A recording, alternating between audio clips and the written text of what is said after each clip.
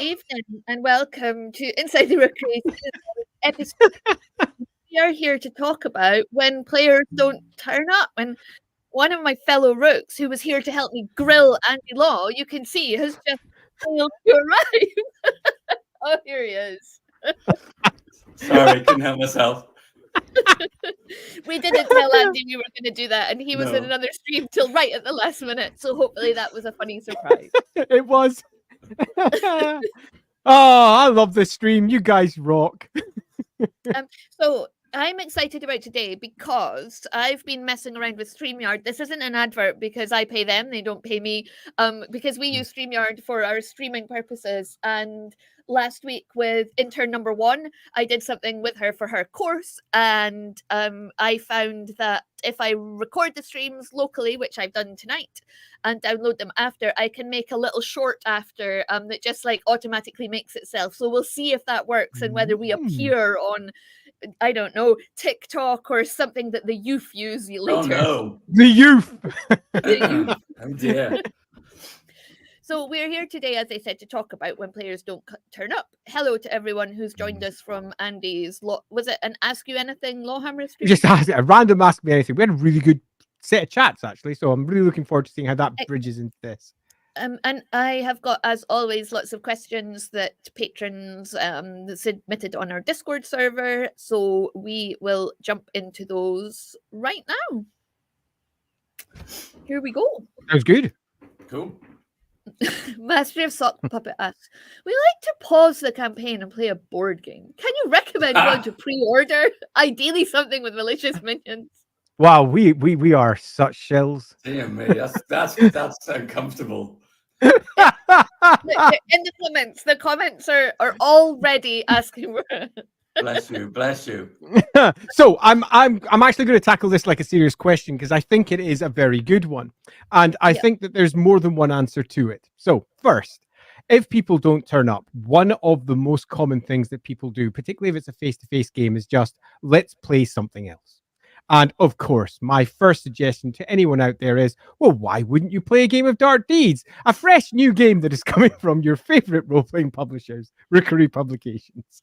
In partnership with Modifius, you can pre-order it right now with links sitting right now inside the video description. Oh my God, I just said that. That aside, I am the worst. That aside, and a bit more seriously, that is often first people's port of call. I, however, think that you can do more with a board game than just simply pulling it out and playing that game instead of doing your session. We discussed this in using Dark Deeds in role-playing as a clean example in one of our previous streams, where what you can do is pull out your favorite game.com, Dark Deeds, and incorporate that into your play so that you can have yourself a super fun in-character session playing an in-character game inside your game world. In that moment where you're paused, if, for example, you're not progressing the plot, you can easily still progress the character development for those characters. The person who hasn't turned up this week is clearly, I don't know, up in their room having a nap, or off having a drink, or off with one of their friends, or doing whatever it is that your individual player characters do for social time off, pretending to be a pirate, or whatever it might be, whilst the rest of them have gathered round to play an in-game version of a game. Now, some games work really, really well for that. The obvious ones are things like playing cards. Cards are universal, or playing a game that's equivalent to Stones, chess, any of those old Hnefatafel type games that you get from, say, Viking era. There's all manner of cool table games that you can play without having to go out and buy anything expensive. But equally, there's a bunch of games that have been made by a variety of publishers out there that very easily merge into role-playing games. Dark Deeds is one of those. And we're not just saying that because it happens to be the one that we are creating. We did a whole stream about it because we actually passionately believe it works really well for that. But having yourself a session, which is not a core session, it's just everybody sitting down and relaxing in character rather than necessarily progressing the story, can often teach you more about your RPG characters than spending time in an adventure hitting things over the head with a mallet or whatever it is your characters do. Secondhand Samurai says we used to play Advanced Hero Quest or Warhammer Quest, but then Fire Nation Magic the Gathering attacked. Love is on the road. I have thrown cards on the table and had a night at the tavern like this, which was both a lot of character bonding, fun, and introducing a lot of lore as in-game table talk. I love those kind of sections personally. And Richard says, Andy's tales and flashback sessions are a technique I've not seen elsewhere in live streams, and I love them. We'll probably come on to them Get to later that. when we talk about different things you can do when I get to those questions. Tiller says, you could just play out some downtime stuff. With Fourth Ed has those things, as you know, and Kobold Press has added some stuff of their Tales to the Valiant too. Yes, they have. Should work really well when the last session ended while storming the enemy base. Yeah. So we do have some questions about that, like what if you're in a dungeon or in a place where you can't. So we'll come on to that later.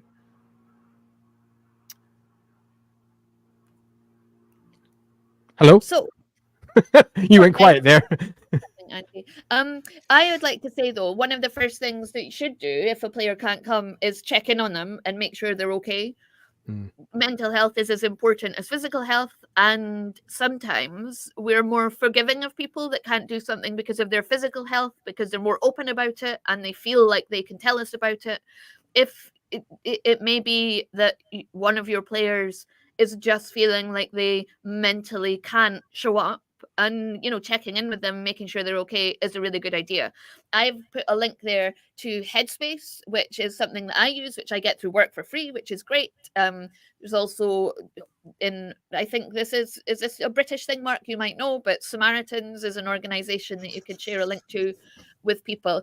If you work for a particular company and you're all colleagues, you can make sure that your friend knows about your employee assistance program. Most big companies have them now, and will have links to similar things like Headspace. So I just wanted to say that because I think it's really important, and it's something we often forget for people with mental health illnesses.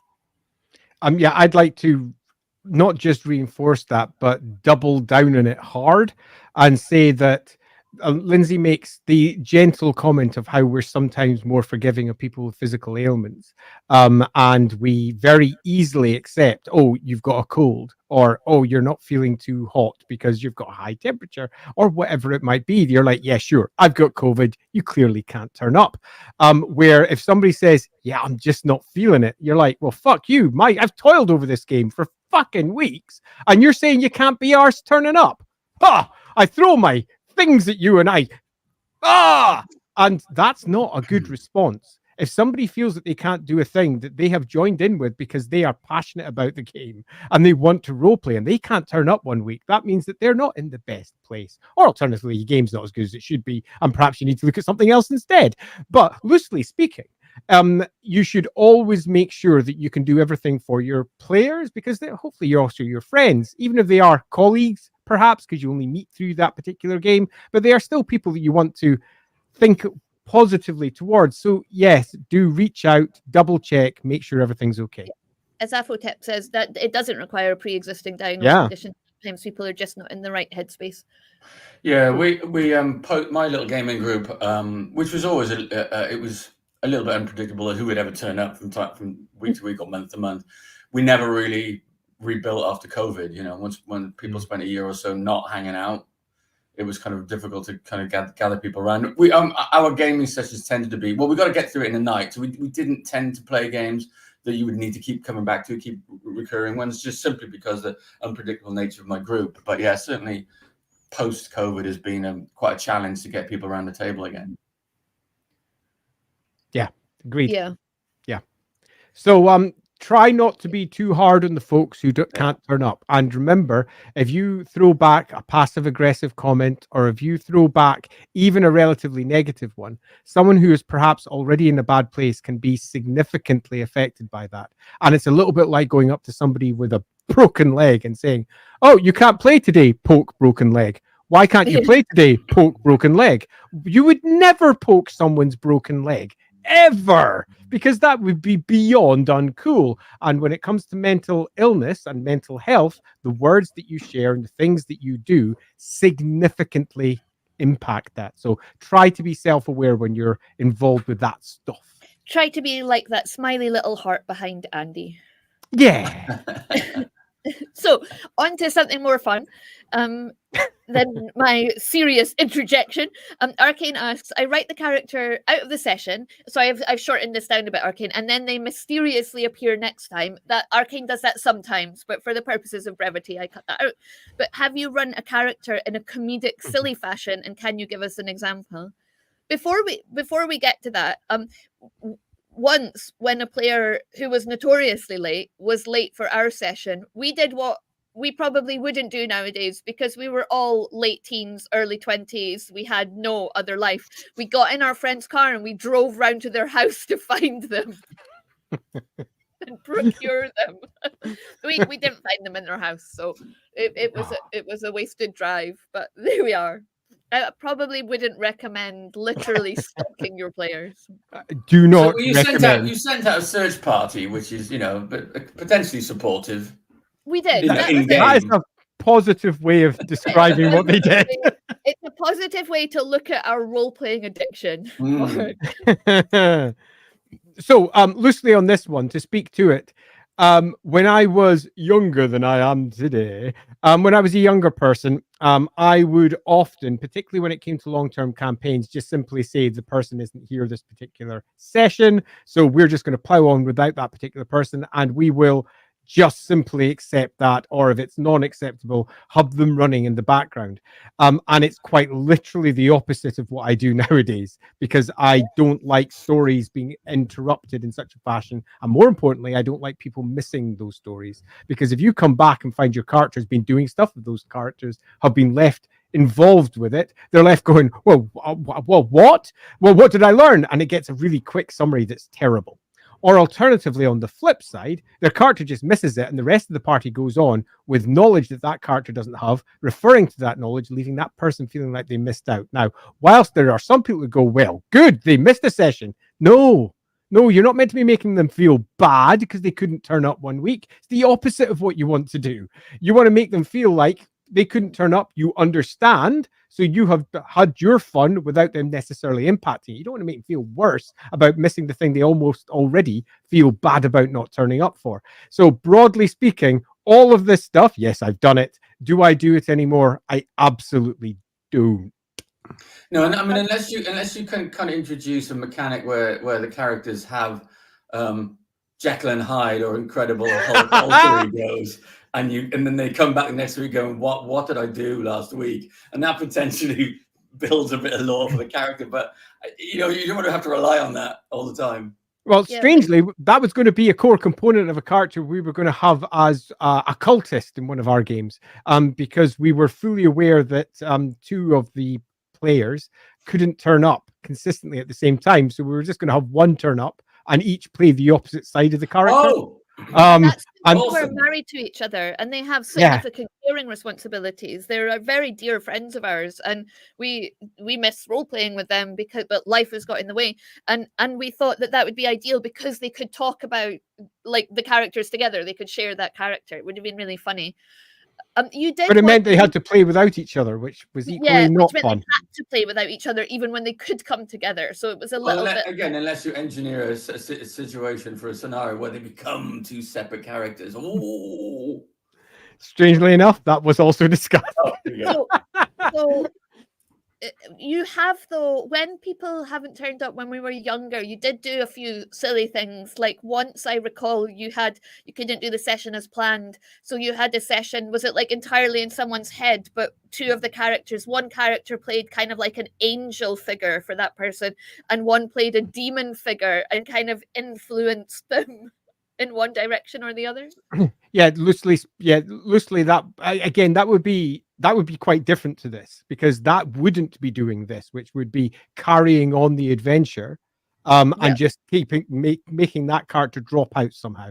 What that was reaching a point, realizing we weren't going to continue with the story, and then immediately diving into one character's head who was quite frankly a little bit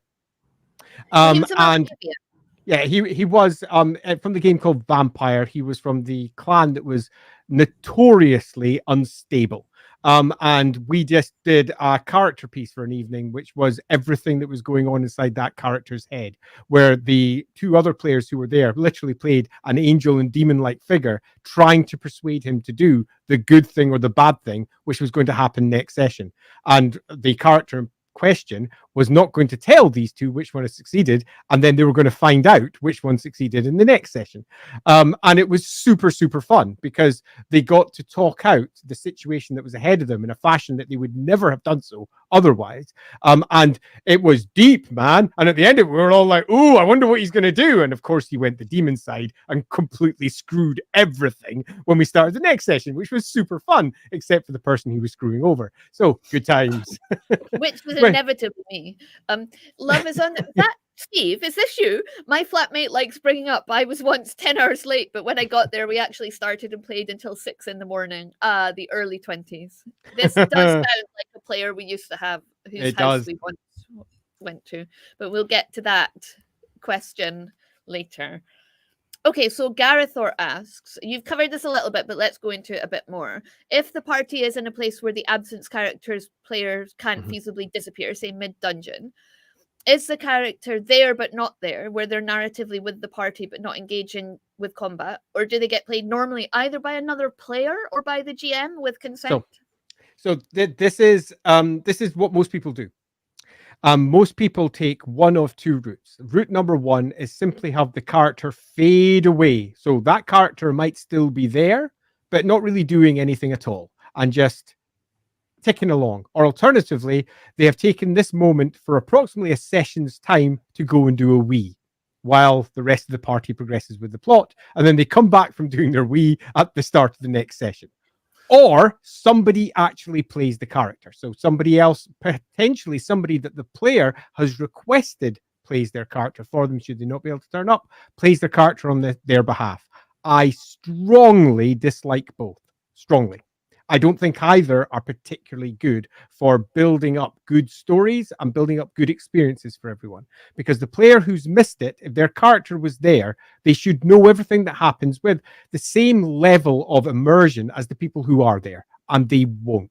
Which means that it's probably best not including their character. And if you're just saying their character wanders off for no good reason and comes back, again, that's weak sauce. Now, of course, you can write a good reason, but there's better things you could do, and I'm not sure if we want to dive onto those.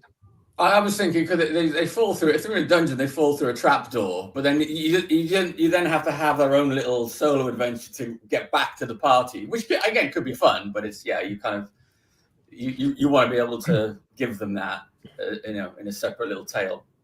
So I think that is a preferable outcome to just simply having them be played by somebody else, even if that player asks for that to happen, because it just comes out with a better story. Now you've got a story of people actually panicking about their missing friend and trying to recover that missing friend, possibly problem solving through certain situations they would never have encountered before, because they're now trying to get into something they would normally try to avoid, because, for example, it's the pit trap thing. And then we've got a separate adventure for that character trying to move their way back. And as long as you can resolve that by the next session, that's a not bad outcome, but it's still not my preferred outcome. Yeah, or the other thing you could do is like Bomber in Mirkwood, where he falls asleep because he's fallen in the river, and the rest of the players then have to carry him through the next session. So he's part of the adventure, but as an encumbrance rather than an active participant. It's kind of like, well, obviously you were there, but you're unconscious, so we had to lug you through the forest. That is my perfect outcome for when you know people are going to be missing. So say, for example, you've got yourself an international woman of mystery who's decided that she's going to hike it across the world. And they're going to be missing for 2 sessions. That means you can, at the end of the sessions before that, plan for that, send them into sleep or hike them out somewhere else. That is much better. But loosely speaking, if we're talking about the unplanned, that's generally not my preference, because the player who can't turn up generally have to say something happened before the game begins. And if you're not playing an episodic style game and you're playing a game that goes from session to session to session, that's going to always feel forced and false. And it's always going to leave the other player feeling like they've kind of screwed up the ongoing narrative. So do you ever when you're GMing games, are you cognizant of not leaving too many weeks on a cliffhanger, just in the possibility of somebody not being able to turn up, and you go, "Oh Christ, we've got to fix this now on the fly." Yes. Although no longer. That used to be a massive problem in the past. I actually hated ending on cliffhangers because of that, because you couldn't be certain who would turn up for the next thing, meaning that everyone turns up, one person's missing, and you're like, well, they're part of this cliffhanger. We can't play that now. And it was that thinking that started me going, well, what can I do instead? The Angel and Demon was one example of getting around Lore that. Master of Sotex says, and he always does cliffhangers now. We know that, Lore Master. We know it. Yeah, you're right, because I'm no longer worried about it because I've got a host of things in place. So if people can't turn up, I do something else. Matthew S says, is there a minimum percentage of players that you feel you need to keep the session going? No, one. Many of my sessions will just be one-on-one. If you haven't checked out the LAWhammer streams, it's worth checking that just so you can see that we move from full groups down to just one, to a couple of players, to back to full groups with ease. And I see no reason why that can't be the case. The plot doesn't require all players be there, because different players will obviously have access to different parts of the story. And sometimes a lot of the fun that players have is engaging with each other and locking together the different stories that they've learned and going, oh, they link. Oh, that means this, and coming to their own crazy and almost certainly wrong conclusions. And that's a fun thing for them to engage with. So if they are all at the table and all learn each other's secrets at the same time, you will never have that moment. Gareth Orr's follow-up question to their one about character being there but not there. So if you did do that and they were there but not there for some reason, if you allow them along with the party, would you treat them a little more gently to avoid killing them when the player isn't there? That's actually one of the reasons why I don't like doing it, because you can't kill someone else's player when they're not there. You just literally can't kill their character. It would suck. And if you did, you're the worst type of dick that there is. You didn't turn up. Well, I killed your character. You did what? I mean, Yeah. What? Good luck continuing the adventure as a GM. Yeah, no. So you've basically given that character a get out of jail free card. Now that might sound ridiculous, but I have known some players in my time who would purposely go, holy shit, where have we been left off? I'm just not going to turn up this week. I know I'll survive it. Really? Yep. When I was a kid, there were some players who would do that sort of thing. And it was learning that people have lots of different ways that they engage with games that made me realize that they weren't the problem. I was. Because I had presented that as a potential out, and that should never have been an out.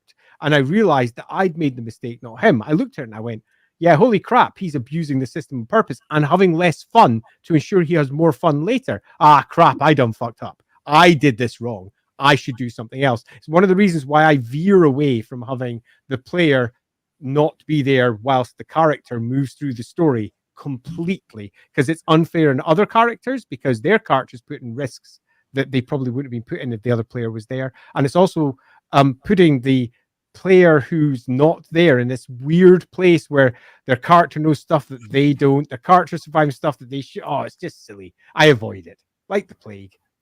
Imagine if you were on the mission to Mars and like the thing you had decided to do to liven up. How long a mission would that be? Months and months and months. Is like take a role play and game along with you and role play. And one player was just like, no, I can't do it tonight. You'd be so mad. I will say though, put a space shuttle together. On a complete aside, the new rockets that they've just built with, or apparently are about to build, they reckon they'll get there in 2 months. That's astonishing. I know, but it's just astonishing. 2 months. I could cope with 2 months. That's as opposed to what, 3 years or whatever it was. Yeah, whoosh. Wow. Yeah, but they reckon that they could get the launch window correct and get them at the correct bet and get the launch in place, it would only take about 2 months. Super fascinating article. Yeah, but that's completely beside where we are today. Barely worth starting a campaign. I mean, you'd still be on the session 0. Character building. You'd still be rolling your characters, 2 months in. Oh, we're here at Mars. Oh, well. Oh, we better get colonizing. We go round a few times. So, Master of Sock Puppets asks, what's the latest a player has ever been for a session? Okay, well, that's a direct reference to 8 years. Literally. somebody, one of our players, bless him, he's the best, who was notoriously late for everything, including turning up for work. Once we went round to his house to try to find him. Yeah, notoriously late for everything. One time, organized to turn up for a game and literally did not turn up for 8 years. He turned up for your 40th, Lindsay. Was that when he turned up? Yeah, I think it was your 40th. No, what are you talking about? Yeah. Okay, sorry, your 30th. Your 20th. 18th. Your 18th. Oh!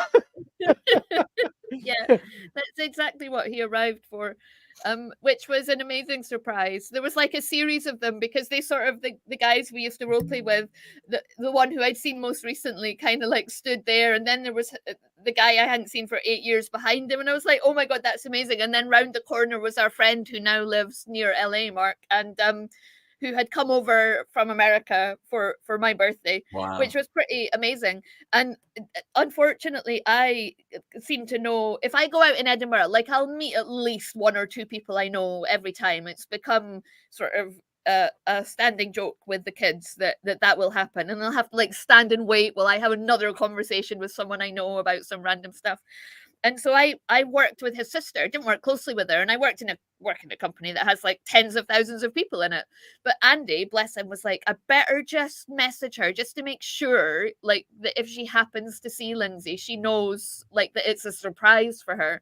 And I hadn't seen her for a couple of years at work, and I saw her that week, and I was like, "Oh, hey, like, how's your brother? Has he got any plans to come over soon? I haven't seen him for ages." And she was like, no, I don't think no, you know what he's like he's not coming anytime soon. And she's like, oh shit, he's coming next week. So yeah, she did really well. It was good acting. So the answer for that one was 8 years. 8 years. Ridiculous. But we played that session. We completed the game. It was great. Good times.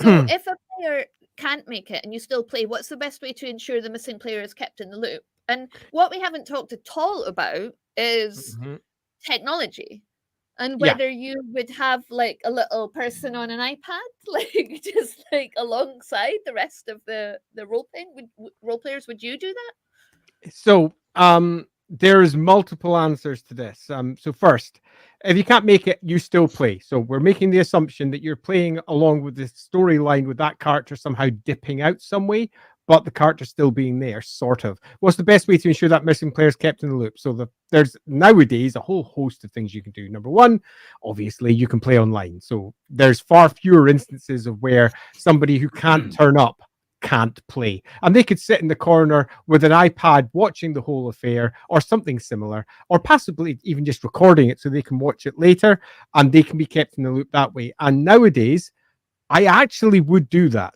Now, before I did an actual play, I would never have recorded my sessions ever. The discomfort it would have brought would have left me feeling just uncomfortable.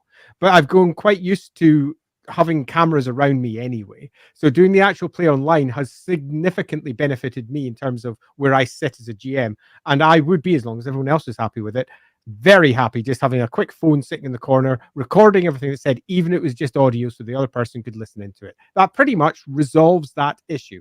But you might find it also upsets, which is why I'm going to possibly add a caveat to this. If you've got a character, let's call him Bob the Barbarian, and Bob the Barbarian turns along and everybody thinks they know how Bob the Barbarian works, because Bob the Barbarian is pretty predictable. The thing with people is they're not. Just because somebody does the same thing 20 times in a row doesn't mean that every single one of those 20 times he didn't think, should I do this?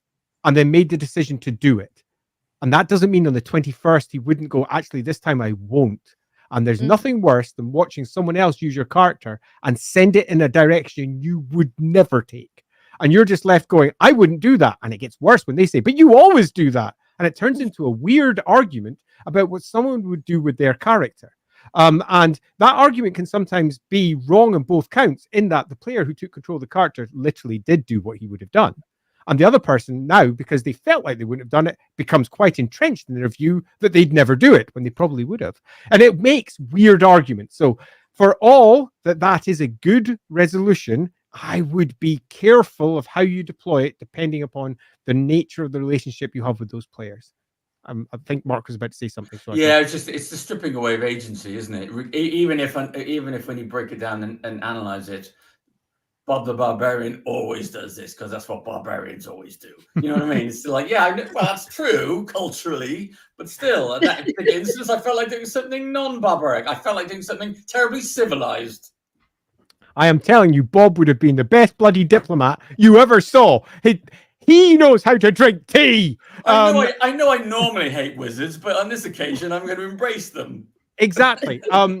So you might find that a perfect recording of what occurs with a character that's no longer being controlled by them can come with a very bad outcome, and one that nobody expects. So that being the case, it's always worthwhile having them engaging at their end. So for example, having it live streaming, and they can then just come in and say, I don't think Bob would do that. I'm dying over here. You fucking suck. He likes tea, or whatever it might be. And then that can be quickly amended.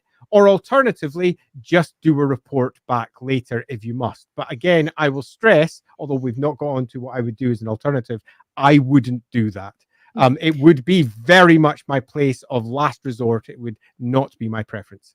Yeah, so last time I pronounced this Afotep, and now I'm going to pronounce it Apotep. If it's just an issue of the person being on a longer trip or something similar, but still having designated time free, having them join via video call, it's the new Zoom. Video call is an option. Yeah, I think it's a very good option as well. It allows agency to be retained whilst also accepting that if they're just dialing in and not really doing anything, that's okay. But at least they're aware of the general direction that everything's going in. And should anything go wrong, they've got a method of interrupting and saying, please, no, let me drink the tea, which wouldn't be the case if they were just blind to everything that was happening. Oh, so timing.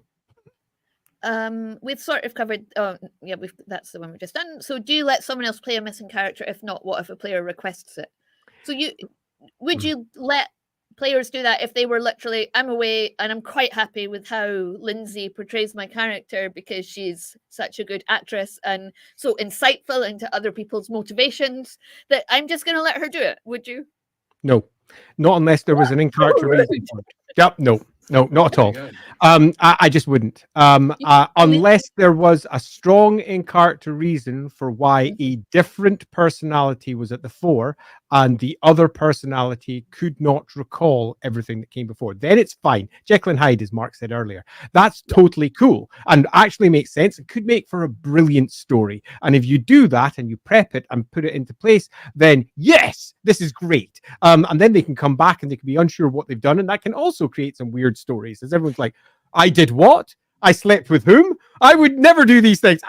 And that can be fun. It can create some really cool situations. It's a classic fantasy of the character's sentience is transferred to either an inanimate object or an animal, and then the other player has to look after this little rabbit or whatever it might be. You know what I mean? For the duration of the Buffy rat.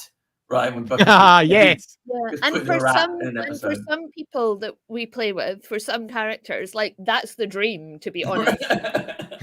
That their consciousness goes into an animal that can't talk, and you just get to like bonus, you get a fluffy, cute animal.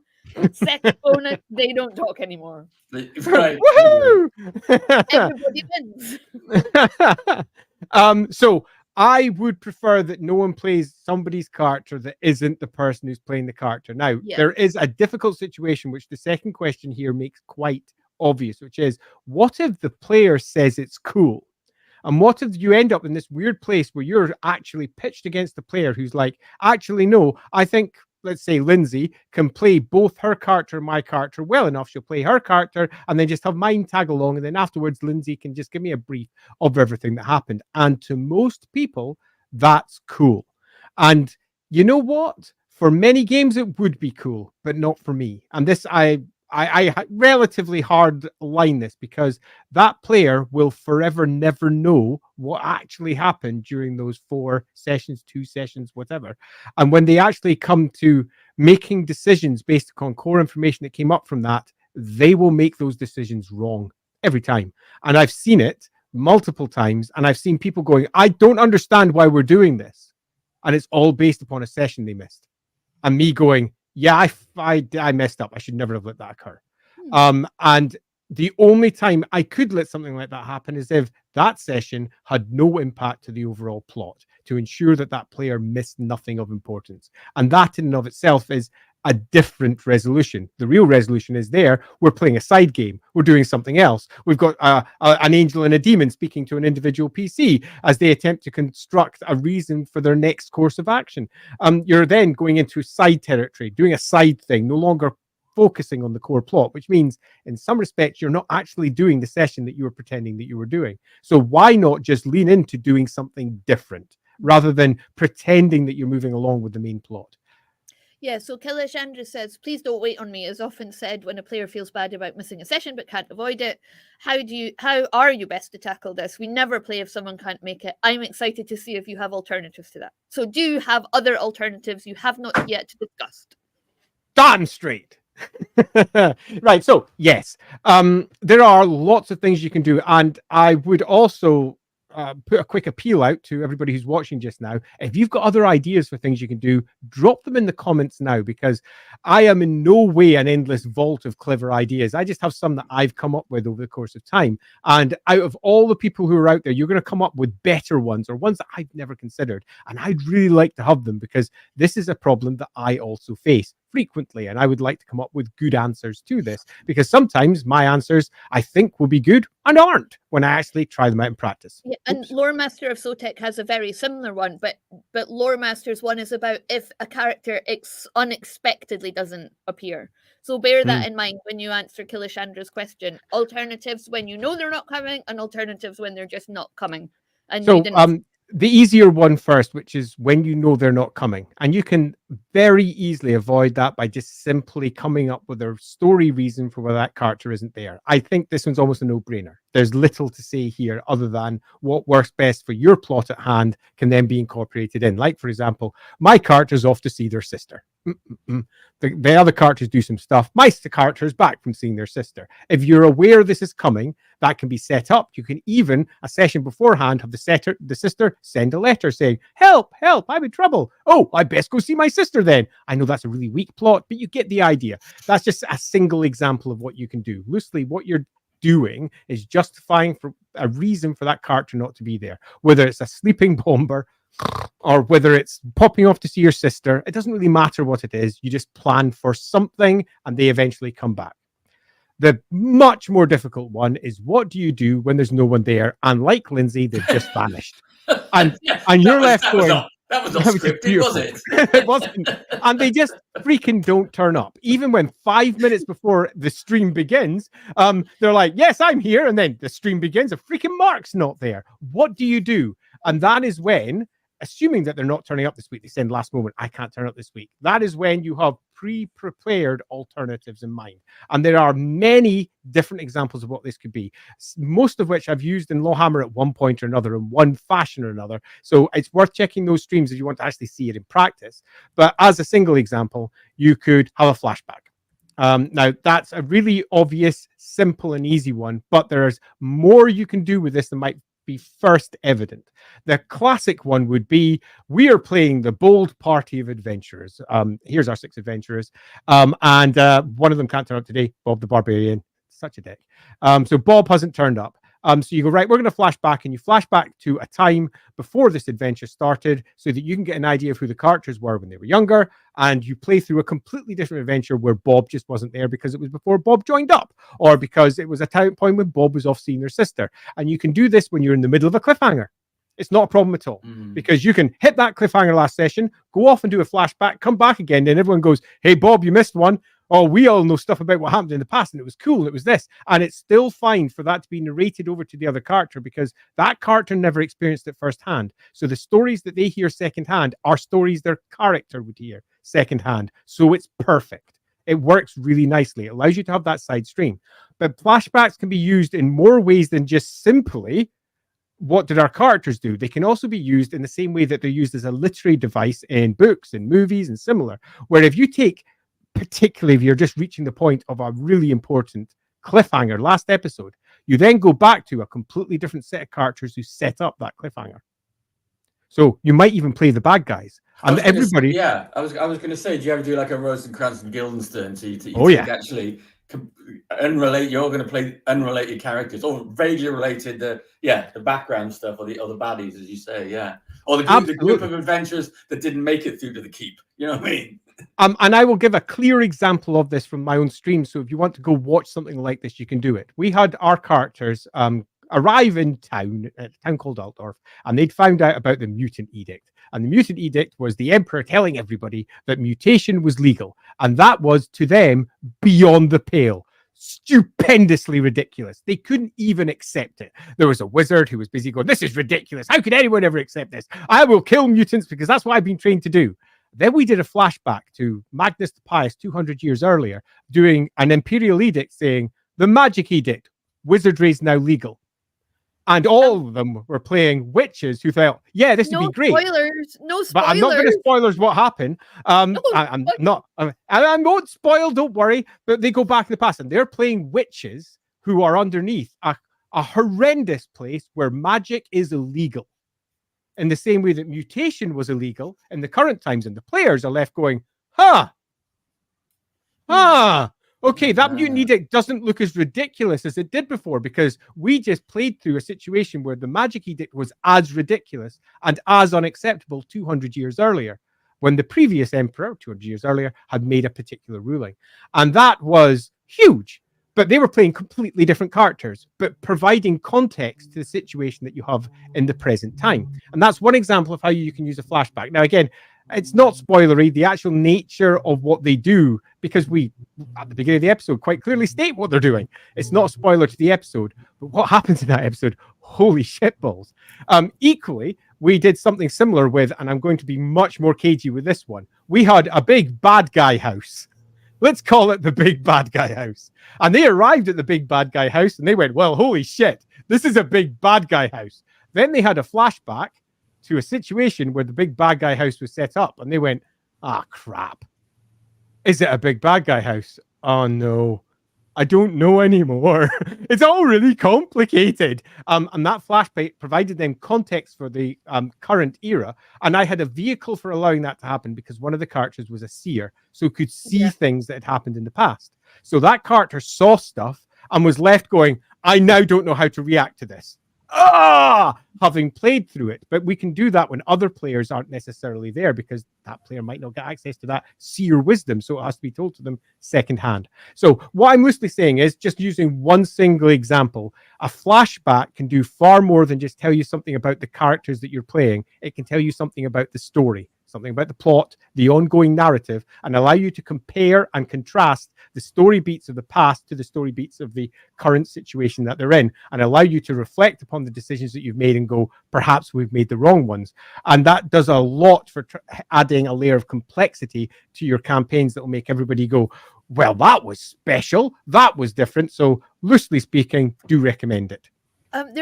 So Mark has made me think of a good one that you've done with us. As I pathologically collect games, regardless of likelihood of actually being able to start up a campaign, we often just do a one shot in something else that seems interesting. Free League's Alien has a cinematic play that's good for this, or just dipping into whatever starter sets they're lying about.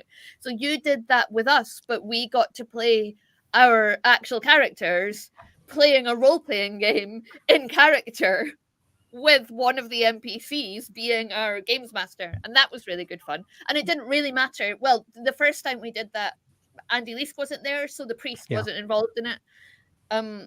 So it doesn't really matter, because it's the equivalent of sitting around in a tavern playing cards. It's exactly the same as what we were discussing earlier in the stream, where you play a board game in time. This is just playing a role-play game in time. And in this case, it was inspired purely by Voltron, if you know the Netflix cartoon, the updated version, because they literally do that in that. And I remember watching the characters that had been making their way through suddenly role-playing in the game, and the whole episode was just them role-playing, but it spoke to their characters and it spoke to how their characters interacted with each other. So it was still progressing character development and learning about each of their characters, as one of them refused to accept defeat. When their warrior died, they brought another one back who was his brother and had exactly the same name with one letter changed. So Bob the Barbarian becomes Rob the Barbarian. Rob back, and he wants vengeance. Right? Shiro, who's really he was playing a paladin repeatedly, and I actually was quite inspired by Shiro for how Alan Menowith approached that role-playing game, because she is very earnest, and to begin with, she really didn't understand. Like, she was just like, but why? Like, and really questioning it. And then once she was into it, she was really like Shiro, like totally. So really quite serious about it. So we did this first as a way of showing our group before we started streaming. It was sitting down with our group and showing that our roleplay sessions weren't always going to be standard. So I took an adventure from Warhammer Fantasy Roleplay from the very first edition of it called Night of Blood, one that Lindsay and I updated for the 4th edition. I renamed it Night of Mud. And we had Lucas, who was with them, be the GM for that as they played through Night of Mud. And he was ridiculously excited about the whole thing. And it was a very silly session, very over the top, as each of their characters attempted to try. And at the end of it, everyone was like, well, I never imagined I'd roleplay like that ever. That was ridiculous. Super fun. Maybe we should do it again. So when I was so ridiculously ill, I could barely think during but we're about episode 9, I think, of the LAWhammer campaign. We did it again with If Looks Could Thrill, which was originally an adventure called If Looks Could Kill from Warhammer Fantasy Roleplay 4. And we adapted that, and we had them play their way through that. But by the end of it, they realized they were also learning secrets about things that were happening in time, and also some secrets about Alan Menowith, because the adventure was based upon someone's actual real life experiences. So they learned some stuff through that too.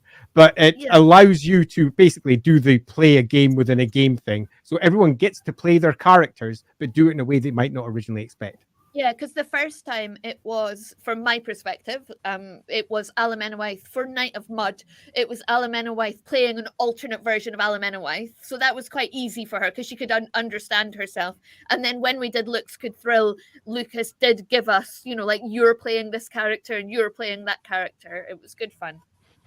Yeah, nice to do something different. Loremaster says, I think another really cool idea for a bonus session could be allowing PCs to try out character types or careers they've wondered about but aren't actively playing, to give them a refreshing change. Yeah, I think that, Loremaster, is absolutely spot on. Could not agree more. For example, if you're playing with a group, and this group has been playing their way through the last year's worth of campaign with the same characters, having side content, so to speak, a flashback where they play other things, will only reinvigorate their interest in their core characters, because they do get to play something else. And the things that they like about their core characters will come back to them and go, yeah, that was good. I really like those bits. But if they're always sitting in the same place, the grass is greener, will just sit there yawning as they go, well, I've been playing a wizard for the last year and I really like engineers. I'd really like to try an engineer. So if you hear someone squeaking away going, I really like to play an engineer, really like to play an engineer, you do a nice little flashback where that character's playing an engineer and they get to try it out. And you might find out they don't like it as much as they thought. They might love it. And if that's the case, then they can slowly but surely work towards potentially bringing even that character over into the prime storyline and using that character instead. I think, sorry, Mark. No, go on. All I was going to say is I think we need to coin a new word that is like flashback, but is for when you go into different characters like we did. So like a flash side, we just need a different word. Yeah, because when you mentioned, we talked a little bit about what they often do in TV. You get an episode that's a flashback episode. The other classic is a dream episode. Mm-hmm. Where you find out at the end, it didn't really happen, or it's that from all along. So it's somebody's dream. So I guess one player gets to be the dreamer, and then everybody else is playing characters in their dream. And again, you can do anything with that. A side flash. As an example, actually, a side flash is most certainly a thing. To reinforce what Mark just said, one of the things that we did near the end of our campaigning before we started filming for LAWhammer. So we're talking episode 20 of the pre-stream stuff. So we've been playing for about 20 sessions by this point. Was we played an adventure called The Bride of von Karstein that I'd written specifically. And that was them all playing their characters, but alternate versions of them. So not exactly a dream per se in this case, but playing different versions of their characters so they could basically play consequence-free for a session and also ensure that the character they built over the last 19 sessions was what they wanted. So in some respects, they could just try out something different and go, you know what? I actually think I might prefer it if I did it this way. So it's a good opportunity right at the very end for them to tweak it before we went live. And that was a proper daft session, because when you take consequences away from people, they will often do things they would never do if there was consequences. Yeah. As suddenly they are quite willing to launch into attacks to do crazy stuff they would normally try to avoid, or be far more antagonistic, or far more problematic perhaps than they might have been if it was something that would last for some time. But that works really well for some one-off stories. So it was really good to play through that, because it also released a pressure valve. So where there might have been some built-up issues that people wanted to get out, they could just get it out, do something a bit daft, and then go, actually, that didn't turn out very well for me. I'm not sure I really like how that turned out. Glad it wasn't with my actual character. Yeah, that one was interesting because, well, I'll say, I was going to say in case anyone plays it, but it's your adventure, so it's probably not published anywhere. Anyway, at the end, my character had a bottle of holy water that she had acquired through the course of the adventure, and I needed to find a way to deliver it effectively to the creature, Bride of von Karstein. You can imagine what it might have been. And I did. I took the bottle and literally smashed it into them, and used my hand to then, with like her long nails, to like grip into it, so the water kind of like stayed in the heart area and do more damage. And I don't think I would have done that if we'd had to play the next week, because I would have been worried about, like, literally the bottle just smashed in her hand, but she was like, no, I've got to save the person that's enthralled to this vampire, I've got to do it. And it was interesting to reflect on that, because actually it was exactly the right thing for the character to do. It probably was the most effective and efficient way to deliver the holy water directly to the heart area. But in the normal course of things, I might not have done that. So it was an interesting reflection on the risks you're willing to take, and when sometimes you as a player take fewer risks. And this is particularly applicable to me because I'm a very cautious person by nature. I take far fewer risks than sometimes the characters that I'm playing would do. So it was a good self-reflection on role-playing technique, as well as just an interesting, fun session. Yeah. I'd reiterate, in fact, I'd actually suggest that for those of you who haven't watched it, go back and watch our stream on minigames, because our stream of minigames in many respects tackle the same issues. And that is that if you're playing a long-term campaign, you're going to find that you've got a bunch of players that are stuck with a single character throughout the course of that and may grow bored. And one of the most common responses to that is, I think it's time for me to move on to something else. Let's kill this one and move on. When that character may have a host of story beats they've yet to conclude, and story beats the player would like to see concluded. It's just that they've grown bored playing that character. Now, to a degree, that could be your fault because you've not managed to keep the things in front of them exciting. It could be just they've moved on. It could be any of a bunch of things. But one way to keep the interest of a character in place is to mix up how that character will be perceived over the course of the sessions. 3 or 4 sessions in a row where that character gets to develop, great. Then whoop, you're into a flashback, doing something quite different. Then they come back to their character and it's been refreshed. You maybe do a side game where they get to breathe and realize the character is more than just a Bob the Barbarian that hits things. It turns out that Bob the Barbarian really likes cards and really likes to win when he's gambling. So suddenly, Bob the Barbarian has got an extra character facet that he never had before. And he's become more complex. And adding complexity to characters makes them more interesting and ensures that when you're playing a long-term campaign, that they survive those moments when the lulls come and people are like, do I really want to do the other thing? Because almost every time they're like, I think I could try and do something else, suddenly they're playing Bob the Engineer, something quite different for a session. And they're like, well, you know what? I really enjoyed that. I wouldn't mind doing that one again. Go back to playing their main character, and maybe they play the same side character again as they see a different flash sideways, so to speak, doing something else. So a campaign does not, for all of this, clearly the PCs are the protagonists. The concept of PC, the concept of player character, does not just mean one single entity, as we discussed way back when we were talking about generational campaigns in one of our previous streams. That's another example. I've got a few comments to get through, and we're running out of time, so I'll just go through them. So, I would also heavily recommend adapting your favorite one-off episodes from a TV series that you love, like Justice League when everyone thinks Superman died. You could use that to explore how the PCs would cope/handle losing an important usual member of their party, which allows for unique struggles and emotions. Do they believe the PC died? Do they refuse? Yeah. Oh yeah, I'm it's like the again referencing back to Buffy again, the Wish episode where Buffy never arrives in Sunnydale, so everybody's a vampire. Yeah. I mean, Yeah, those are cool. I like Yeah. episodes like that. Alternate universe episodes are cool. Yeah, Phil, mini game. Phil Mini was like, games. mini games. Is that a channel Mini or a games. topic? many So games. it's me. It's me singing badly the monorail song from The Simpsons, but using the words mini games because that's what we always sing when Mini Andy game. introduces a mini game to us. Mini game. Mini games. So Secondhand Samurai, I don't know what you've had side stories like what we have had side stories like that, but we always start, I quite like this idea, with a freeze frame of the last frame of the session, so we kind of know what we're aiming for. We then play towards that end, but we don't break our own universe or meta plot. That can always make for a fun puzzle as you attempt to make your way towards an end that may not feel like it's naturally going to evolve from the situation you're currently in. I think that sounds great. Sage has sent us some questions or comments from holiday. So thanks, Sage. Oh, very We've nice. played WIFRP specific one-shots in LAWhammer when we had a missing player, but do you know of system agnostic one-shot story or mechanic that people could run? E.g., Everyone is John. I've used Everyone is John in the past to flesh out a beloved NPC's backstory by letting the players play different aspects of their mind. I mean, loosely speaking, and I think answering this more generally rather than specifically is better.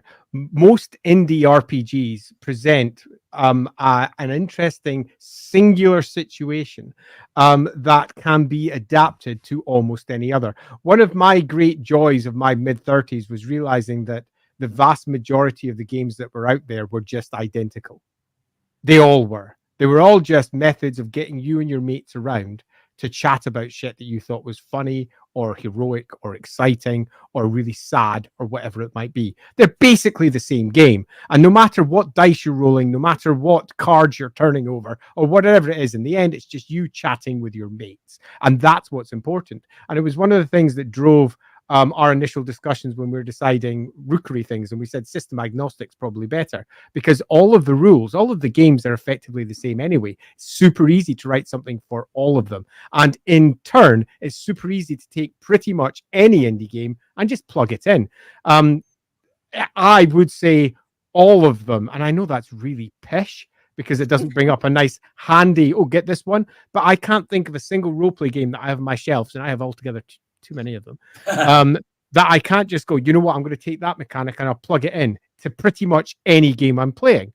And I think that speaks to a degree about the modular nature of RPGs that all of the RPG companies try to pretend isn't the case. They all try to pretend that they've got the solution, that they have understood how to present this type of game. And you tend to find that most of them have actually fundamentally failed at that. And the primary reason you like that game is because of familiarity, or because that's the game that comes hand in hand with the setting you like. So you just use it rather than it necessarily being good. So my answer to that is, if you're at home playing your own games, go and read other games, go find out what there is on offer, find the little snippets that you like, find one that you think sounds fascinating, and then port it over and use that in your game. So if you happen to be playing D&D, take something from Call of Cthulhu and say, you know what? No, I'm going to have myself some form of sanity mechanics. I think that suits really well. You've got a game you can port that in from with ease. It doesn't take very much massaging or adaptation to make those work. What I'd really like someone to make is, and I would have loved this when I was a kid, like age 5 to 10, 5 to 7 maybe, is a really, really simple system that's far stripped down from any of the systems like we play as adults, that would allow me to play with my friends then, like with my Lego or with my little toys, and maybe my mum could have been the GM, and it would have been really helpful for my mum or was my GM to be able to like introduce the parent as well as the young person to a role-playing game. I think that's a massive gap in the industry. I'm really surprised that companies like Lego haven't teamed up with, I don't know, Wizards to do something like that, because it would just be so much fun. That's because Wizards are intent on selling D&D. D&D is not that game. Yeah, It it's just not. isn't But I just at all. imagine a little Yeah. game where you could Well, they're doing it swap out now. your You know, Lego parts and that's change your stats.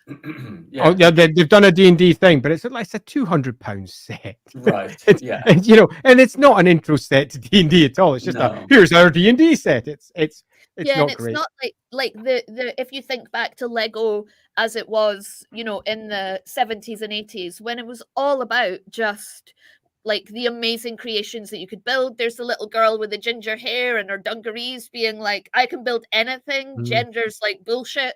You know, that kind of thing. Like it's just a really simple mechanic that you could introduce to your kids' games. That's Yeah. missing.